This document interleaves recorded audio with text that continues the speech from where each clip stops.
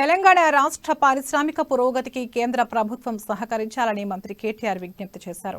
8 ఏళ్లలోనే దేశ పారిశ్రామిక రంగంలో తెలంగాణ కీలకంగా మారిందని, రాష్ట్రం అభివృద్ధి చేస్తున్న అంతర్జాతీయ స్థాయి పారిశ్రామిక మౌలిక వసతులకు జాతీయ ప్రాధాన్యత ఉందని పేర్కొన్నారు. తెలంగాణ వంటి రాష్ట్రాలకు సహకరించడం అంటే దేశానికి సహకరించినట్లే అవుతుందని కేటీఆర్ లేఖలో పేర్కొన్నారు.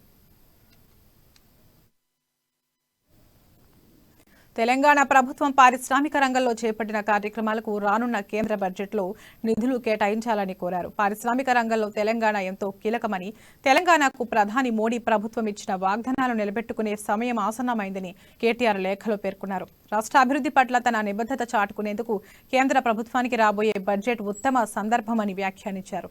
రాష్ట్రానికి న్యాయంగా రావాల్సిన నిధులు, ప్రాజెక్టులను బడ్జెట్లో కేటాయించాలని డిమాండ్ చేశారు.